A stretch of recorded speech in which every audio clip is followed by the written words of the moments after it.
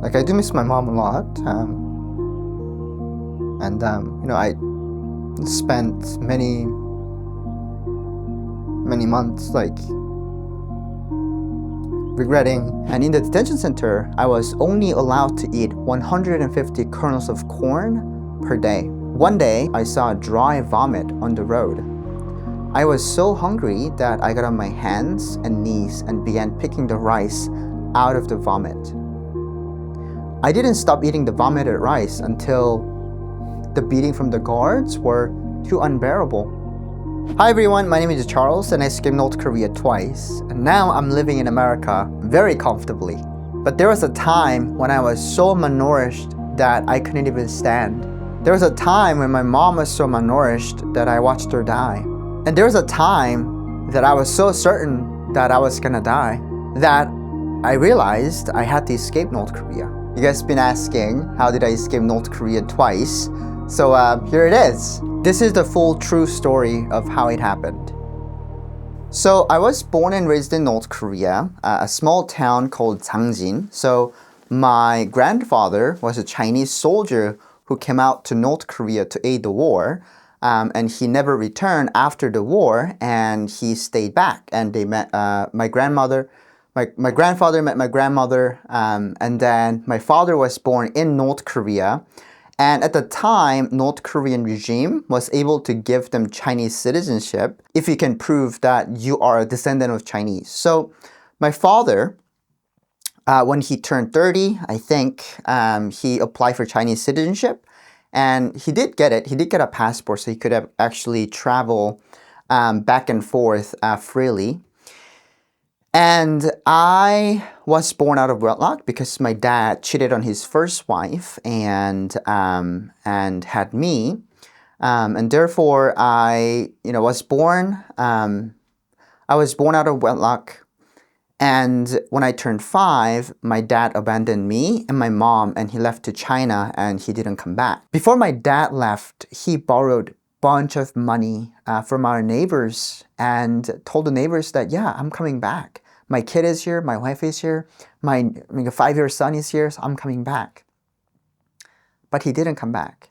And the debt collectors would come to our house and just, beat my mom and just ask her, like, where is your husband and where is your money? And they came to our house and they took basically everything from us, from dishes, furnitures, pots, like even the rice that we didn't even have that much of. And eventually they took our house as well. So we were forced to live with my grandparents, my maternal grandparents. My mom started to,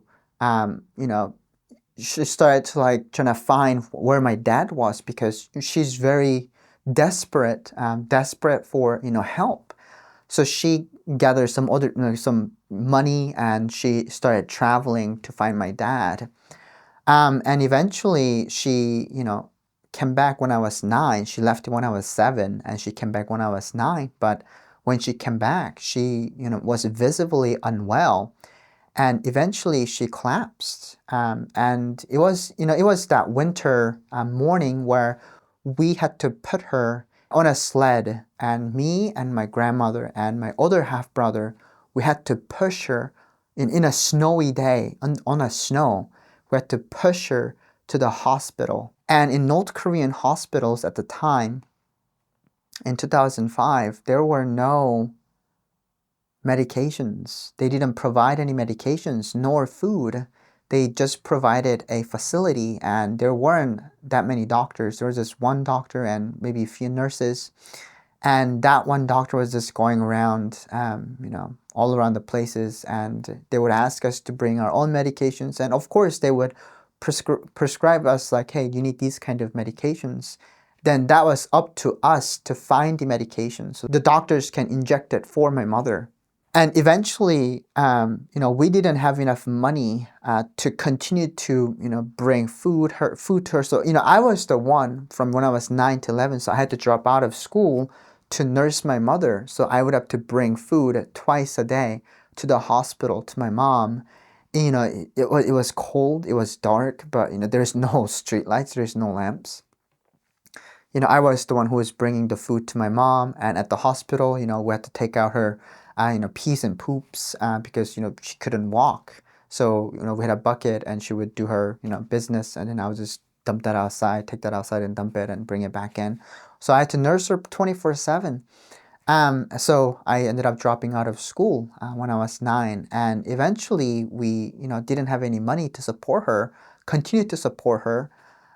So we eventually brought her back home. And by the time when actually, so when we took her into the hospital, she was completely, she couldn't even move. And by the time when she came back home, she could actually walk, but barely walk. And she came home.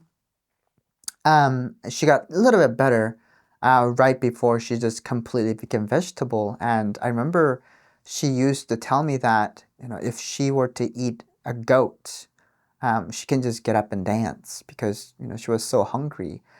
She had tuberculosis and she had a heart trouble, and then the combination of like can't eat like not being able to eat much, that eventually killed her. So in 2005, May 5th of 2005 at 8:30 a.m., sorry, 8:25 a.m., I went to, go dump, my mom's pee outside. And then I came back in, and my, older brother, same mother, different dad, he told me that, yeah, mommy's not breathing. So I looked, and, she opened her eyes, and, she was not moving. And, she, she was still warm, but she was not moving. My mom died with her eyes open, and, I keep trying to close her eyes, but it didn't work. At the time, like, I didn't really register what it meant, that what dying meant, and especially when I was a child, like when I was 11, like, oh yeah, like I have pictures of her, and it felt like my mom just traveling somewhere and coming back. So I thought that was that was it. Maybe like, oh, she maybe can come back. um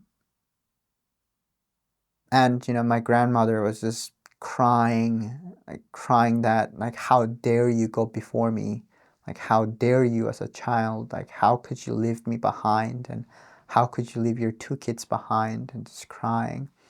And It was May. The ground in North Korea, we don't have the tradition of burning. What do you call that? Like cremation. We don't have the tradition of cremation. We just we make a casket, and then we put the bodies in there, and we take it to the mountain, like any mountain, and then we choose we choose a place, and we just bury them there. And 2005 May, it was still cold, and even though it was a spring, the lands weren't like thawed really well. Like, sure, at the beginning of about this much land was thawed, but like underneath is still frozen. So I remember like trying to dig through the frozen land to bury my mom. It was challenging. And then she was malnourished. She couldn't, and of course, like our neighbors came, and paid respects.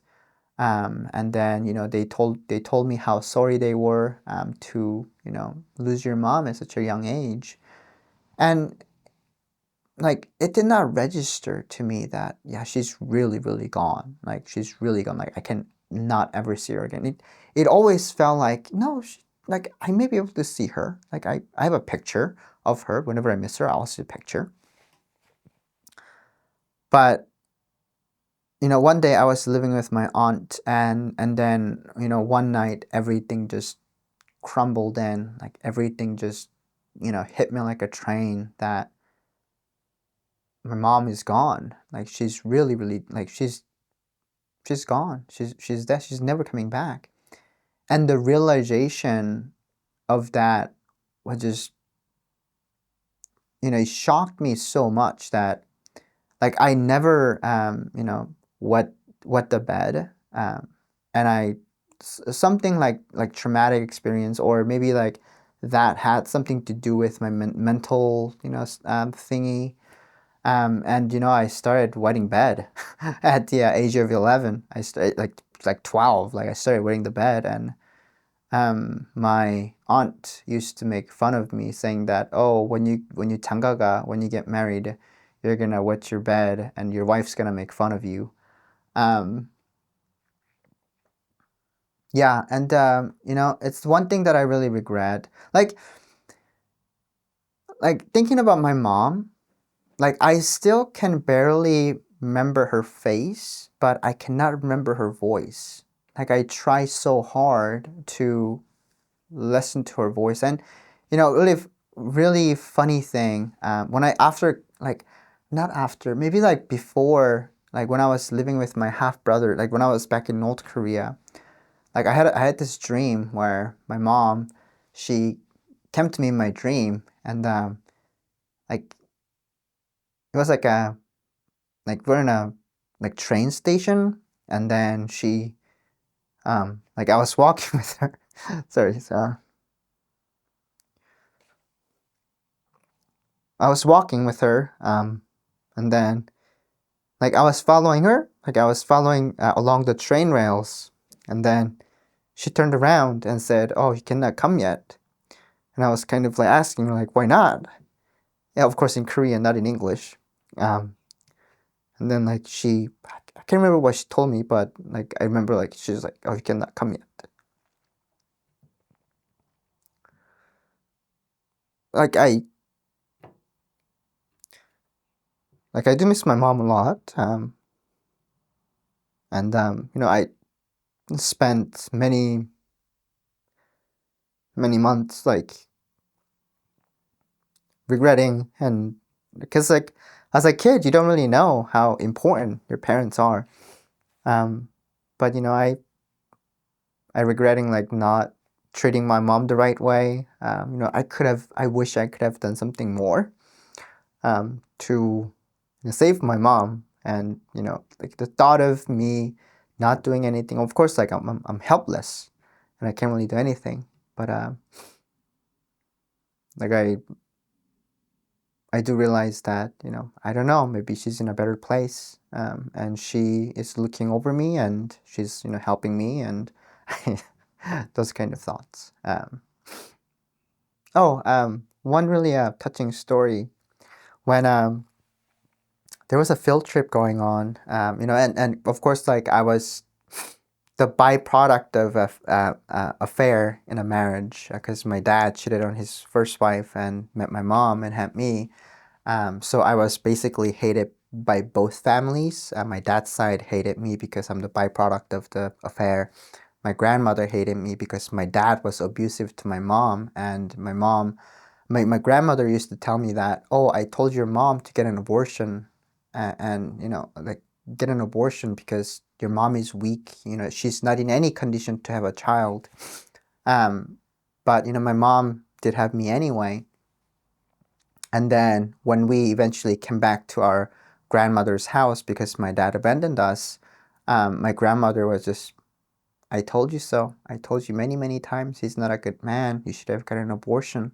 Like right to my face. And when my mom left to travel outside of and to find my dad, she used to tell me like, yeah, I told your mom to get an abortion. Like every single day. Like I went to sleep with that, and I woke up with that. And when my mom came back, we didn't have any money, so it was a field trip where I the school wanted us to bring lunch so that we can go out and go to the field trip, and my mom, of course, couldn't afford, our family couldn't afford any. And when I went to school without anything, my teacher borrowed a cap of a lid of the box, and then got 1 spoons of every food from different kids, and then gave it to me. That was a really nice thing. So I didn't go hungry during the school lunchtime. And eventually, when I came back home, my mom, because like before I was leaving to school, like I was cussing, I was yelling, to my mom. It's like, how could you, like I don't have anything to bring to school. Like I was being a brat. And then eventually, when I came back home, my mom had a popcorn I don't know how she got it. I don't know where she got it, but she had popcorn and she pulled me close and said, "Hey, I'm so sorry. Like this is, all I can do right now," and gave me a bag of popcorn. And she was also telling like, eat it discreetly because I didn't give it to your half brother, but only to you, and like mind you that she was like bedridden at the time, like she couldn't even walk. So that's my happiest memory that I still hold dearly. And from then on, I had to figure out how to live alone, sometimes begging for food on the street and battling freezing winter weather. I ended up living with my aunt about a year and a half. And then my dad actually sent my half brother to rescue me from my aunt's house. So I also lived with my half brother for about a year and a half until I was 14. And then my dad asked my half brother to bring me to China. So at the time, I did not know that I was actually betraying my country and going to China illegally. Only thought that was on my mind was, yeah, I'm gonna go live with my dad. So my half brother arranged train tickets and smuggler, and I came to Hesan, which is the city that I defected from. And I walked into the river that divides North Korea and China, and I pretended that I was taking a bath because the smuggler actually told me that's your dad who is wearing black cap and a blue t-shirt. Hey, so go down there, and just pretend you're taking a shower, taking a bath, and when nobody's looking, just swim across. So I happily went down to the river and I did see a guards with AK-47 and just strolling around, smoking cigarettes. And I pretended that I was taking a bath. And when nobody was looking, I slowly walked into the river and I started swimming across the Yalu River. When I stepped into the river, it was June, and of course in North Korea it's still cold. The current was somewhat fast, but the river was really cold. And it wasn't that deep. It was my chest height. And given the fact that I was a little short back then, I was 14, so my chest height isn't that deep. But the current was noticeably, visibly fast. And I walked onto the shore, and my dad hurriedly came down, and he threw clothes at me, and he yelled at me, "Let's go! There are cops everywhere!" It's not the moment, like the reunification moment or reunion moment that I thought it would be. I thought he would give me a warm hug, or he would be like, "Hey, good to see you, Toru," and all those kind of things. But he was panicking, and we needed to go. So I hurriedly put on my shorts and shirts. And I put on my shoes, and then we got onto the taxi cab and we drove off. And we came to China side, and let me tell you, life was completely different. Everybody's just strolling around, and to me, the first time in China, everybody felt so relaxed. I mean, of course they were because they have food to eat, and comparably, the town that I was from, Suncheon, right before I escaped North Korea, they were struggling. And in North Korea, there is a thing called borikoge, which is a barley hill that represents during the winter and coming of the spring when everybody just eaten all of the harvested food from previous fall and we have nothing to eat. So we basically have to survive off of porridge. And I mean, even for some people, they can't even afford porridge. So of course, for us and for me, I would imagine the same. People are just so focused on doing whatever they are and trying to survive. But when I come to China, I felt so relaxed and everybody's just nonchalant about going on about their days. And We first went into the like a market, like an open market, like a public market or like a farmer's market, and there were all different type of food that I've never imagined seeing. And that actually blew my mind because wow, like this is actually real, because sometimes like I would watch Chinese dramas and Chinese like movies, and I would see people like standing on the side of the street, and they have a big grill that actually just grills, like it's called yang chuar. It's like a lamb skewer, and I would see that and I was like, what are those? And coming to China and actually seeing that in front of my eyes, that just blew my mind. And I was like, I want to eat that. And the funny story, when I first saw banana, like I thought something like a radish, right? Because in North Korea, we just eat radish like it's snack, and we can eat it with the peel on. So I thought the same thing. It's like, oh, it's just like a radish. So I took a big chunk bite out of the banana, and it was so bitter, and it was kind of like tarish. Like it's like I don't know why people eat this. And then my dad looked at me and he was just laughing and like, oh, you have to peel the banana skin off and then eat it. I was like, oh, that makes sense. One day when I was in China, a South Korean missionary came to our house, and he gave me a small a Gospel of Matthew. It was just a small tiny book that is written in Korean. And I did not really know why he would give this to me. And he would come to our house and he held my hand and he prayed over me. And he also taught me how to pray. But at the time, I didn't really get all of these kind of things, so I didn't really care for it. But I still read the Gospel of Matthew page by page, because each time he would come to our house and ask me, how many pages have you read? I would say 2, 3. Then he would give me Chinese yen based on how much pages I've read. And at the time, I didn't really know much. I didn't really get the concept of Christianity. And I spent about 9 months in China, and my life was, really, it felt like complete, because all the things that I could do, all the food that I can eat, I could watch South Korean dramas, and I could go to PC방, and I could, go to arcade and just do anything that I want. Just do what normal 14-year-old kid would do, right? But the happiness that I felt in China lived very shortly, because Chinese government doesn't recognize North Koreans as refugees, nor economic migrants. So a Chinese citizen reported me to the authorities, and there is a North Korean kid. Please come arrest them and deport them back. And I've heard that they would get reward for reporting North Koreans and sending them back to North Korea.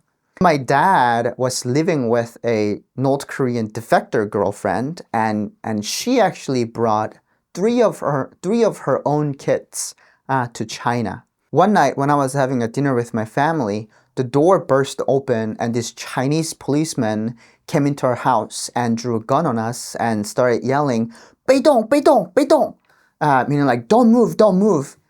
And then they came in and they gathered us all, not my dad, and then handcuffed us and brought us downstairs and shoved in the back of the police cars in China. It's a black sedan. There was no indication that this was a police.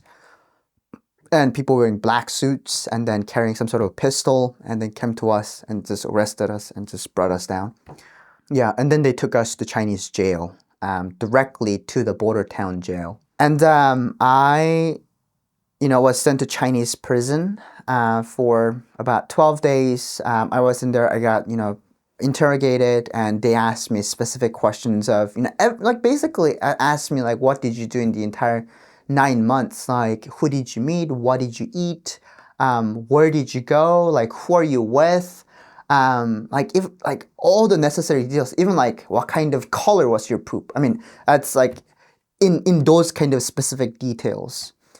And they took my fingerprints. They took a picture of me, and then eventually, and also the worst part was that the food that we're getting in the first like couple of days, like I didn't eat the prison food because I still had the outside meat. Outside meat meaning like I still had meat on my like a body where I'm not that hungry because like I have a standards. I have a high standards because I was eating food outside of the prison, and when I came into Chinese prison, it wasn't a food. It was a leftover, like a food trash from the prison guards, and I would often find bottle caps in my food, some sort of like a bottle caps and plastic metal, because it's like a food trash that they throw away, and they feed us that, and yeah, it was horrible, and there were about like 6 or 7 other inmates, North Korean defectors who've been already caught. I was in the prison for 2 weeks, and after 2 weeks, we got on a truck and we're all chained together to other North Korean refugees so we can't jump or we can't escape. And then we were brought back to North Korea. And I knew right away that I was in big trouble as soon as I stepped off that truck. And the guards were screaming at me to get off the truck. And then we were shoved into this interrogation room, and they're beating me, and I could hear other inmates that are screaming that, please stop, my leg is broken, I'm bleeding, my arm is broken. Like I could hear it because the wall was pretty thin, and I was terrified. I was terrified of being beaten because it's gonna happen to me. And I wish that I'm 15 years old. Hopefully they go easy on me. And the North Korean secret police actually wanted me to confess that I was trying to defect to South Korea. But the truth was, I went to China to live with my dad, and I begged them to understand, and I didn't confess that I was trying to defect to South Korea because that was not the truth. I went to China to live with my father. And after, interrogating me for hours, and eventually about 2 weeks, about 12 days later, they sent me to a North Korean defectors detention center. I was told that I would only be there for a couple of weeks because I was so young. I was only 15. Most American 15 years olds are sophomore in high school. Their lives are full of going to sports practices and driving ed classes and, just hanging out with friends. At 15, I was in a labor camp, basically a labor camp, working 12 hours every day. I was terrified of being beaten again, so I worked really hard for the first few months. And months passed, and I was not released. There were no bed sheets. There were no blankets. There were no there are no pillows. There were no pillows provided. There is no bed. It was just on the ground. And I went into the North Korean defectors detention center wearing the same clothes that I got captured with. I slept with the same clothes because they didn't provide anything else. And I worked in the same clothing for 9 months. And there were no showers. There are no hygiene practices. The labor camp, the cells were crawling with lice and lice eggs. And in the detention center, I was only allowed to eat 150 kernels of corn per day. One day, we're marching in our rows to our work sites, and I saw a dry vomit on the road. I was so hungry that I got on my hands and knees and began picking the rice out of the vomit. I didn't stop eating the vomited rice until the beating from the guards were too unbearable. One time, I was so hungry that I picked the corn out of my own poop. And I also had to eat a live rat while I was working in the farming zone. While I was working at a farming place, I saw a newborn rat, newborn mice, and I needed to eat that to survive. I was so hungry that really didn't matter to me. It was alive. I just ate it. So one day when I was in the defectors detention center, this guy comes up to me and says, you have a choice.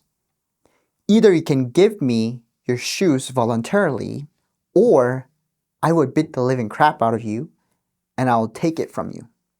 And I had no choice because, he's an adult, I'm a child, and he wants my shoes. Like, I didn't want it to get beat up. So I voluntarily gave him my shoes, and he was happy. And, and in return, I got his shoes, which is all dirty and is torn apart. And I could barely walk in it because it's an adult shoe. So it's a little bit bigger than my shoe was. So I did, and eventually he was released to his hometown, and I don't know what happened to him. At night, the guards would storm into our cells and force us to recite the rules of the camp. And there were many rules, and you had to memorize them. If you misquoted even one of them, they would force you to stand all night reciting the rules until work began the next morning. And it was on one of those sleepless nights that I vowed I would not die here and I would escape North Korea again. Eventually, I was assigned to be a security to look over people that are sleeping so that they're not doing anything suspicious. I started praying to God that, God, please don't let me die like this. God, please be with me. Please help me. Please help me to get out of here. And the cell was very small, and there was a metal, I could, right after, so there is no a hallway. There's a window, and there's a metal bars, and then the window was open constant, all the time, so that the guards would actually come in and just look into the window. And I could actually look up the sky, and while I was praying, I was holding onto the metal bars, and I felt this sense of peace in my heart that, I don't even know if I'm gonna make it out of here alive, or even am I gonna make it tomorrow, because I'm just so malnourished. I can't even walk that straight. And this overwhelming sense of peace that came to my heart, all the anxieties were gone, all the scaredness, all the fear in that moment, looking up to the sky, holding onto the bar while praying. So I believe that was God communicating with me, that assuring me that that I'll be okay, that I will go home. And eventually I was released. And 9 months later, I was finally released because I could not even stand up or even lift my arms. And I had lost so much weight that I was a worthless worker. And they sent me back to my half-brother's house. And when I got to my half-brother's house, my half-brother burned all of my clothing that I was wearing for 9 months. And I could hear the sound of popping the lice. And he shaved my head because there were so many lice eggs in my hair. Each strap of hair, it was just white because there were just so many those lice eggs in my head. And it was terrible. I was malnourished. I couldn't even walk. I could barely walk. And eventually I came to my half-brother's house, and I spent many months trying to regain my strength. And after a few months, I went to go work at a coal mine because I needed to support myself. So I began working in a coal mine 6 days a week. And the older boys who were working in the coal mine were my age. And we would push 1,000-pound steel coal cart miles into the mountain. Then we'll crawl down the smaller tunnels with empty sacks and only return once they're full. The work in the coal mine were very dangerous. There were accidents everywhere, cave-ins happening, and I saw other people lose their limbs and sometimes even lives because of these accidents. And I worked in the coal mine for about a year, and I finally realized that Now I'm gonna die here. I knew how hard escaping North Korea would be without any money or food. And I also knew that if I was caught, I could be killed. But those risks outweigh working in the dark coal mine every day until it was my time to lose a limb or die. So one morning, I stole 5 flashlights, and instead of entering the mine, I walked off the path and began running. I sold those flashlights at a market, Jangmadang, and I used that money to survive for the next 3 months. On a humid day in August, I was lying down on a hillside, and on the distance, I saw a train come to stop and people were exiting out of the train cars. Out of curiosity, I approached and I saw the sign that says from Pyongyang to Haesan. And in North Korea, there are often power outages. So I assume that this train had power outage and just stopped in the middle of nowhere. When the power came back up, people were rushing to get on the train. So I joined the line and the guards would ask me for my papers and documents, and I lied that my mother had them and that she was already on the train. He thought for a moment and he nodded me on. For the next 2 days, I hid on the train. Sometimes I would have to climb out of the window and hit on the roof of the train or hide between the hitch of the car to avoid the guards. And if I was caught, I would be sent to the labor camp.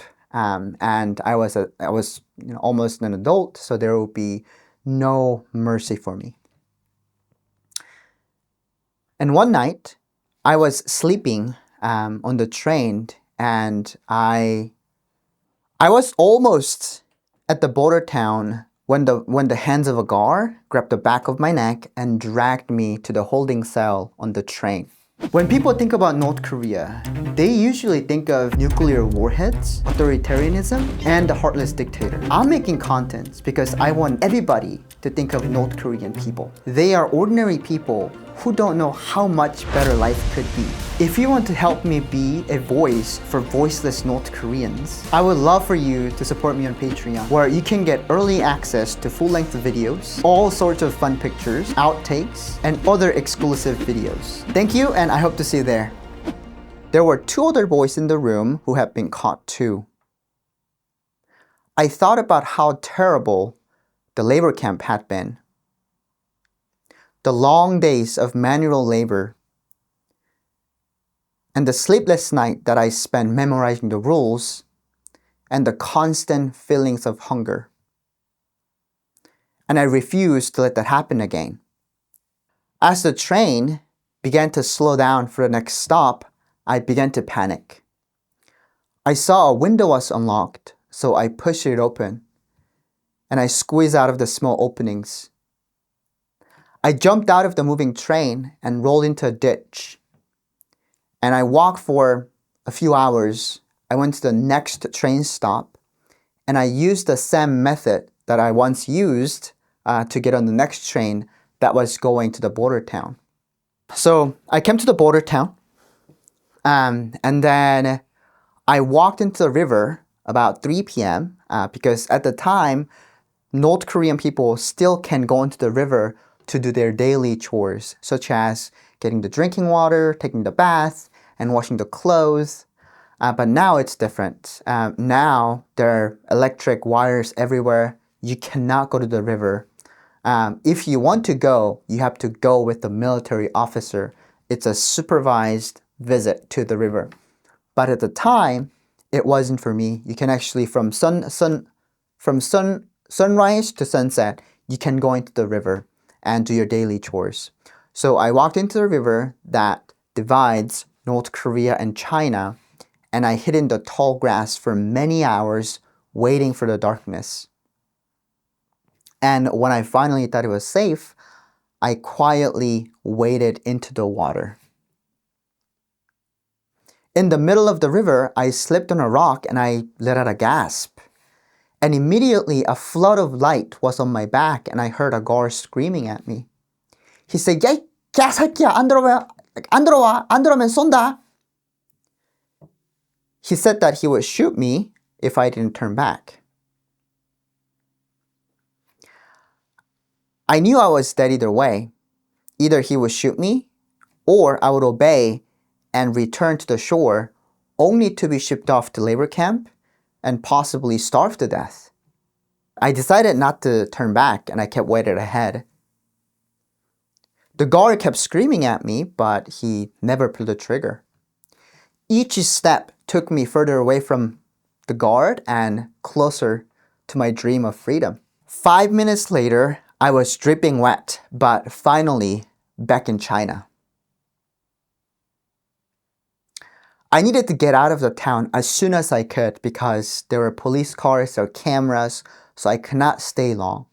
So I took off running. I walked in China for 3 days without any proper meal or water. My North Korean shoe fell apart because I was walking so much, and my feet got blisters, and it popped and it started bleeding. At the end of those 3 days, I couldn't walk anymore, and I collapsed. Like, if I could find some river, I just dunk my head and drink water. And for the food, sometimes people who are traveling those highways through the bus, they sometimes throw out spoiled food out the window, like mantou and baozi. It's a Chinese food. It's like a bread.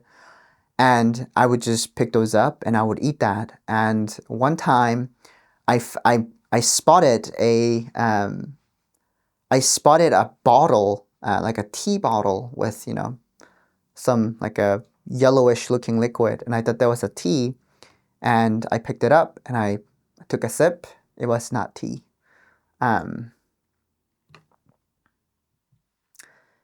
And eventually I collapsed. I was hungry, I was exhausted, and I was dehydrated, and I couldn't walk anymore.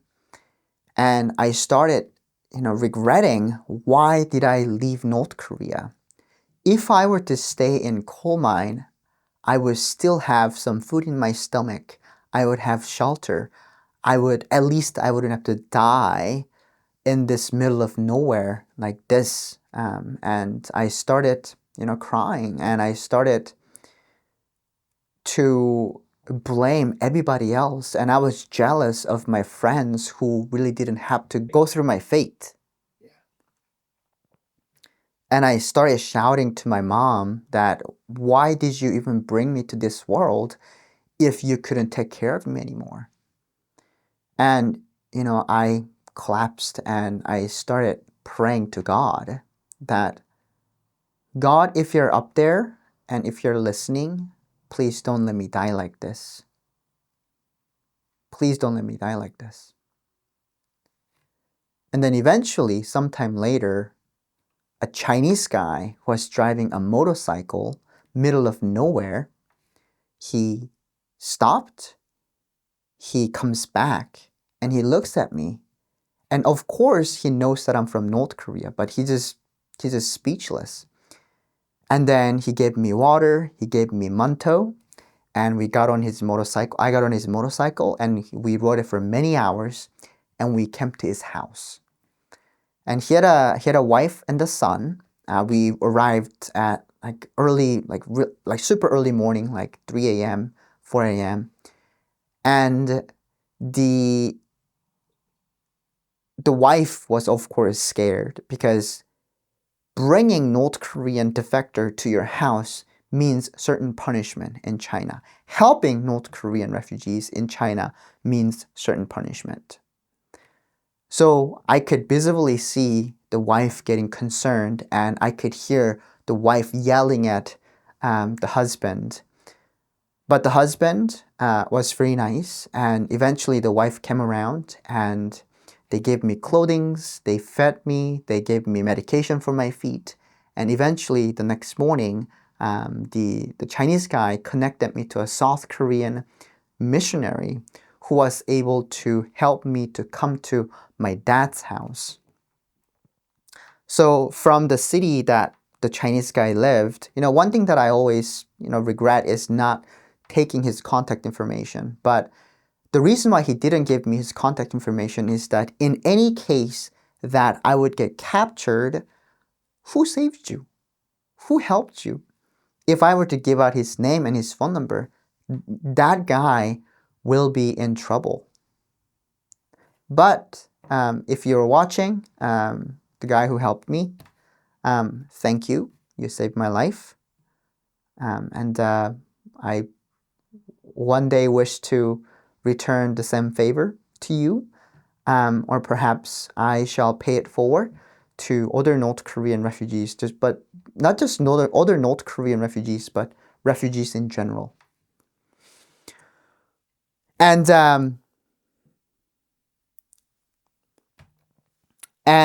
I got on the bus to my dad's city. I came to Hunchun, and I was very happy that I did not know if I was gonna make it, but I did made it now. I came to my dad's house. I knocked on his door, and he sees me and he's flipping out. He grabs a belt and he started beating me and asking me, "Did you kill a person in North Korea?" Because it doesn't make sense. A 17-year-old kid risking his life crossing international border without any help didn't register him. Didn't register to him that I wanted to survive. And I told him that no, I didn't kill anybody in North Korea. I was hungry and I missed you. I wanted to see you. And eventually he accepted me, and we lived a very quiet, very poor life. And my dad didn't have a job in China. He lived in China for almost 14 years. He doesn't speak any Chinese. He just stays home, watches TV all day. He's an alcoholic, very abusive, verbally and physically.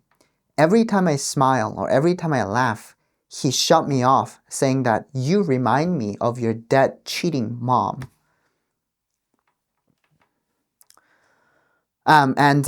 He didn't work. He was living on a stipend from my half-sister, who was working really hard to support her husband and her one daughter and one adopted daughter. And he was getting a stipend. So it was my duty to go out to, pick up plastic bottles or metal. Like there in China, it was a weird kind of thing where you can actually find beer caps. And there is a specific writing on those beer caps that are like inside of the bottle cap, and you could actually trade that for like a 50 cents. I remember like picking those up and selling those, and picking plastic bottles and selling those, and I have to do that in the very early morning or very late at night, because no kid in China that are my age going out and doing that. So it's very suspicious. And when I first came to China, like it was life-changing, and it was so fun just going out and just playing and looking around and just in awe of the the beauty of the freedom. But the second time coming to China, after experiencing what will happen to me if I get captured again and sent back to North Korea, I was terrified of going outside.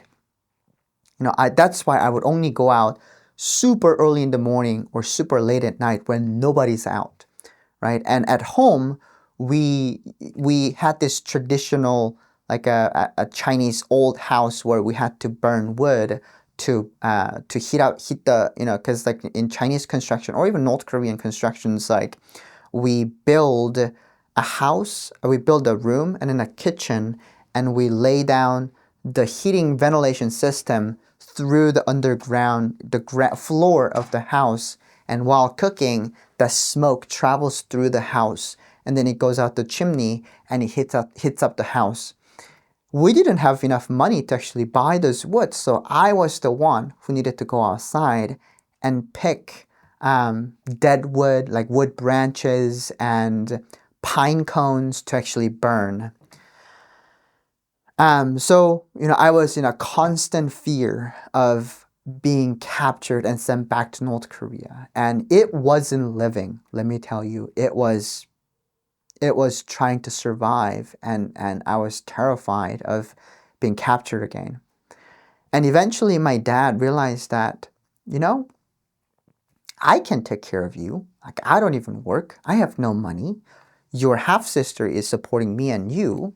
So we can't live like this. And even if you stay here, survive somehow, there are constant threats of being captured and sent back to North Korea. And there's going to be no mercy for you because you are going to be an adult and you will go to labor camp in North Korea. And if you don't have outside food that is coming to you, you are going to be basically dead in North Korea. Like, it's starved to death in the labor camp. So my dad arranged a broker who was rescuing North Korean refugees out from China all the way to South Korea. So I embarked on another long journey from China to Southeast Asia.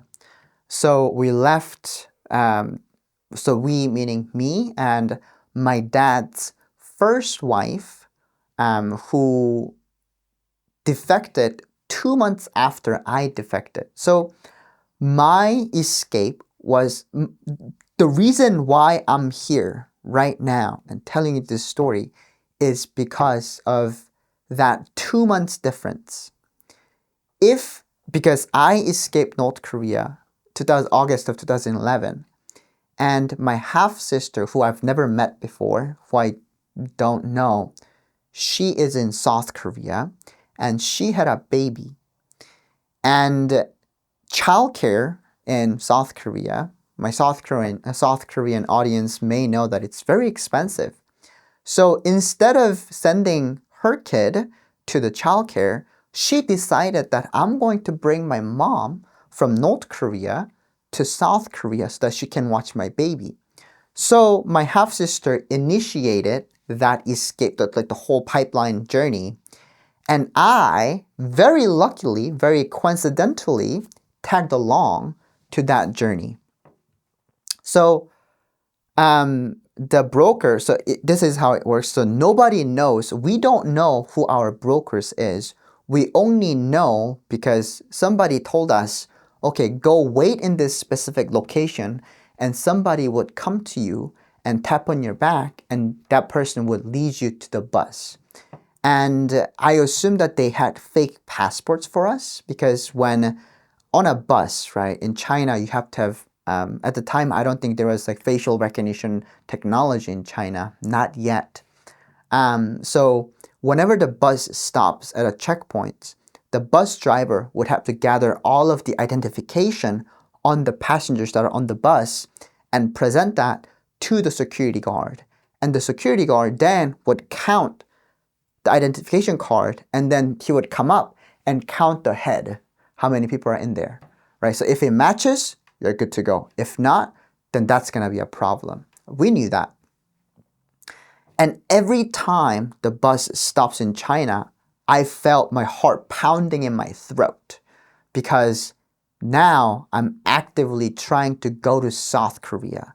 And if I were to get captured there, then you're done. I'm done. Like I'm as good as dead because North Korean regime will send you to political prison camp if you're trying to defect to South Korea. And it was a week-long journey of crossing to China. So we got into the bus, we got onto like a little minivan, we got on the motorcycles, and we finally came to the Laos. We came to the triangle of the jungle where China meets Laos, and then there's some other like a Malaysia or some other Southeast Asia, the triangle. And I've also heard that there are snipers that North Korean regime actually placed in there to kill North Korean defectors. So that's why we had to cross at very night. And some people even walk for 8 hours from China to Laos. And yeah, we walked really far and we walked a lot to cross the border from China to Laos.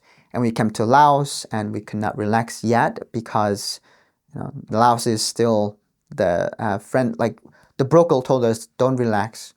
Relax when you get to Thailand.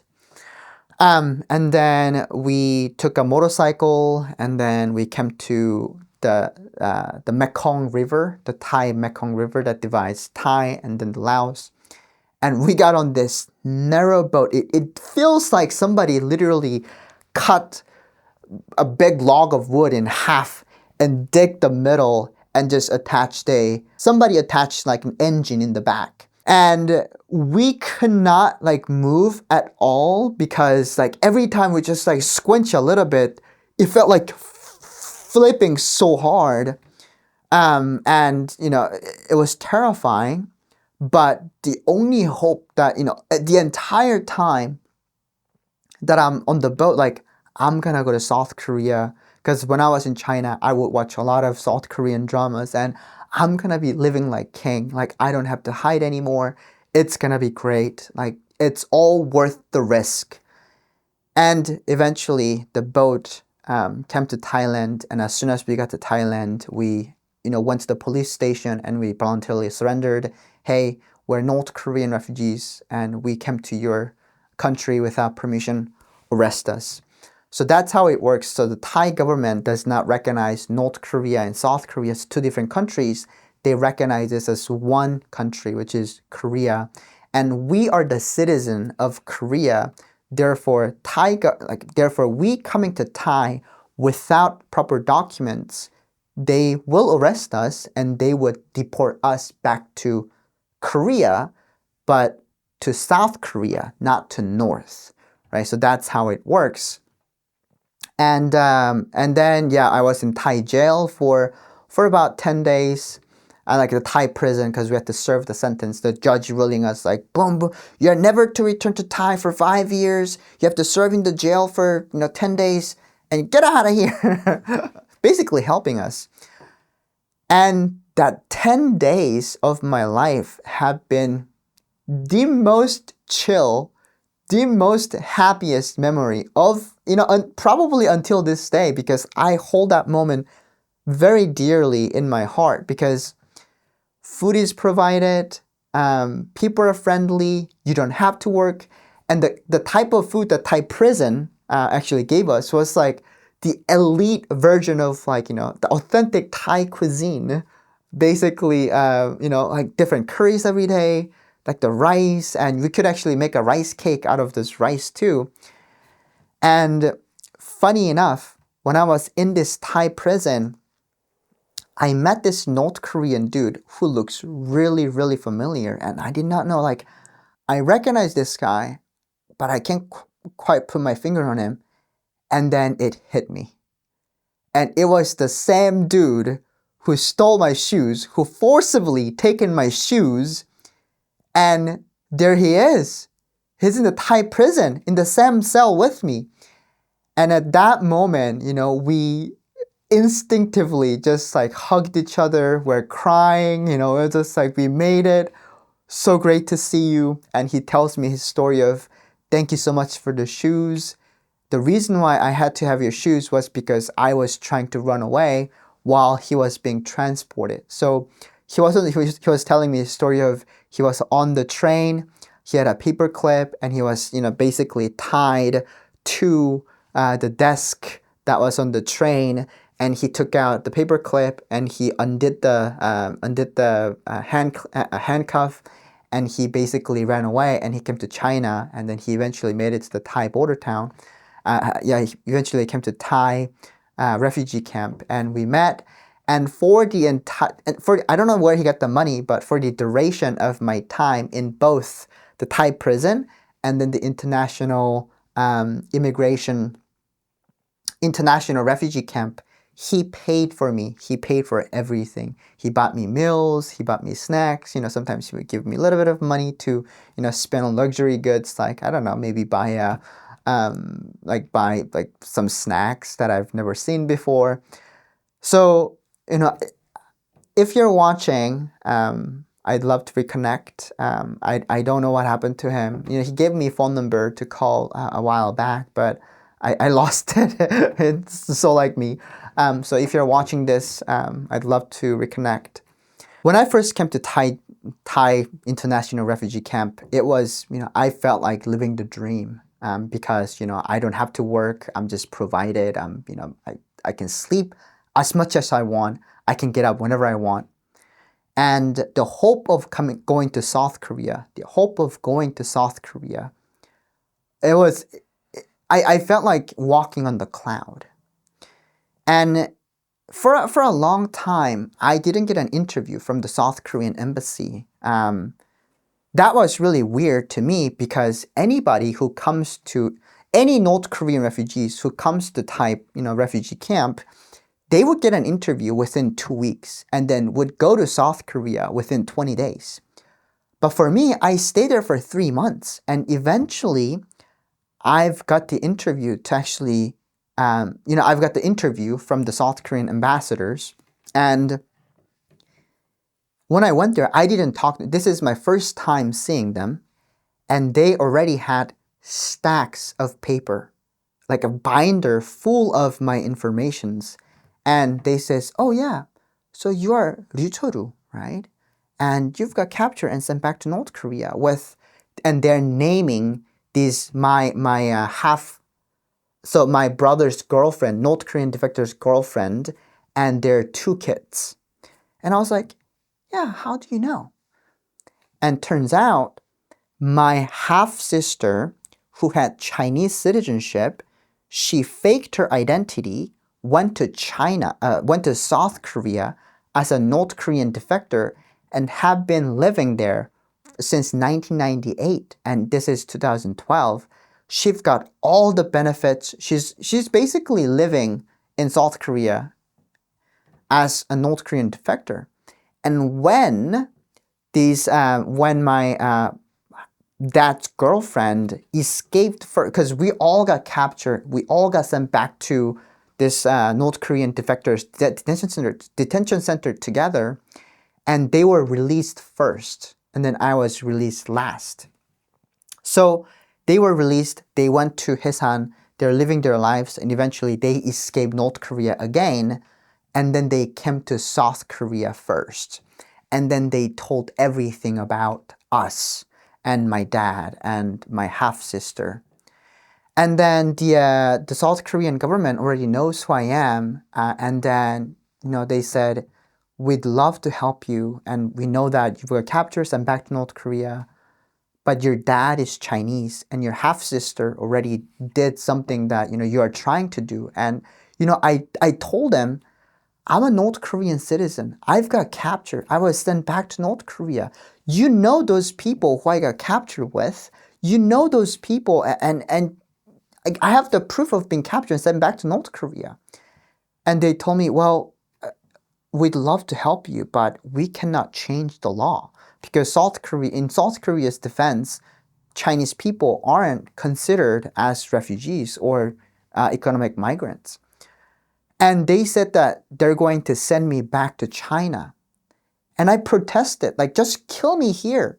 Like, if I were to go back to China, I will get captured and sent back to North Korea. I was desperate. I lost all hope. I thought about, taking my own life, because it is a death sentence for me. That was the only thing that, kept me going for this long, is to, maybe one day I can go to South Korea. And then, I did the 단식 투쟁, like I, refused to eat. I kept shouting, I want to talk to someone, let me talk to someone. And then eventually this one North Korean defector who was going to America told me, hey, you should talk with the UN and see what they can do for you. So I was like, okay. And then, I talked to UN, and I told them, like, I need help. Like, please send me anywhere else but China, because if I were to go to China, I will get captured and I'll be sent back to North Korea again. And UN was like, okay, let us see what we can do. And then they chose America. Here is the really, really cool part. In order for you to come to America, you have to go through many interviews, like many, many interviews. And to get the very first interview, it takes about 2 years just to get an interview, right? It's like, hey, why do you, like, who are you? What do you want? Like, why do you want to go to America?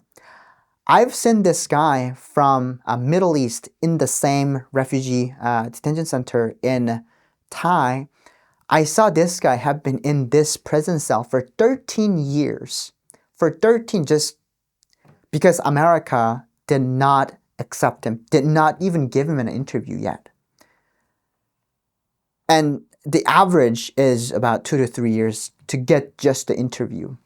And for me, it took only 2 months to get the first interview because I was a minor. Yeah, because I was a minor, they, because they didn't want me aging out in the refugee detention center, they expedite the process, and the UN accepted me, interviewed me, they heard my life story, I told them everything, and then I even told them about my dad's like girlfriend who we all got captured with, and then they said, all right, you're gonna go to America. And at that moment I'm like, the big sigh of relief. Like, it felt like all of this built-in, the resentment, the hate, the loss, just melt away. Because I was resenting my dad for being who he is. He abandons me. And if he didn't abandon me, if he were to actually report me to the authorities claiming, to North Korean regime claiming that, yeah, this is my son, then I would have probably got the passport to actually, travel freely back and forth between China and North Korea. But he didn't do that. He abandoned me and my mom and left us to die. My mom passed away. And that resentment, and because of my half-sister who I've never met before, because she lied, she took advantage of the system, because of that, I am paying for the price, which is I cannot go to South Korea. I resent them.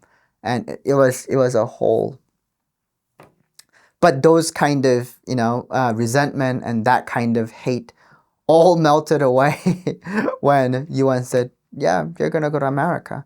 To be honest, like, I did not know what to expect. Like, I knew that, America was North Korea's enemy state.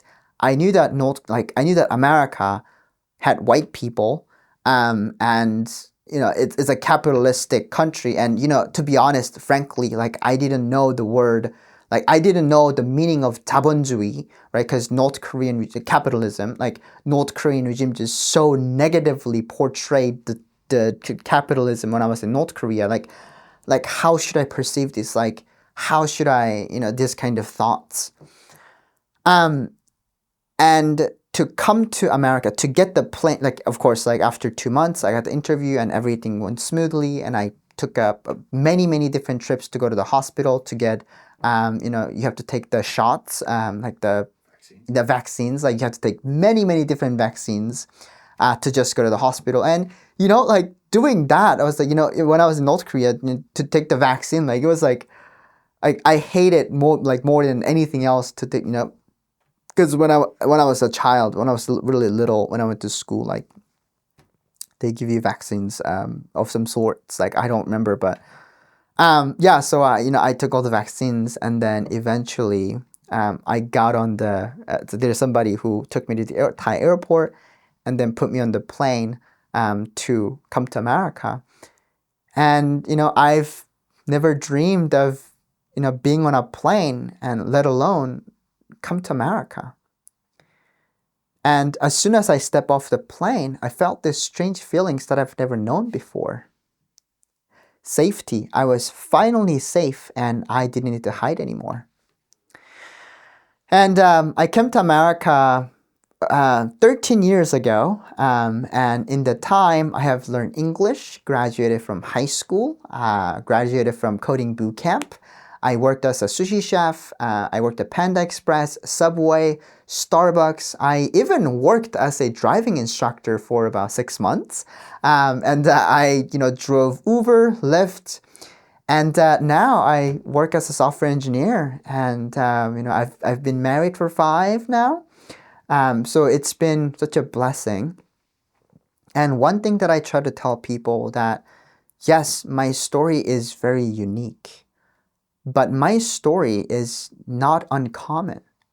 Sometimes I question why. Why did I get the chance to jump off the train and those two other boys didn't? And I also question why, the Go-Kart flipped the other side of the rails, crushing other people instead of me. And why did the guard didn't shoot me? And I wrestle with those questions, for a long time. And today I sit here as the exception. For every story, about North Koreans like mine, thousands of others end in tragedy. They get shot, they get deported back to North Korea, they die in prison. And one thing that I can do is to share my story, to be the voice for voiceless North Koreans. If you'd like to help me share my story and the stories of other North Koreans, you can support me on Patreon, and the link is in the description. Thank you so much for listening, and I'll see you next time.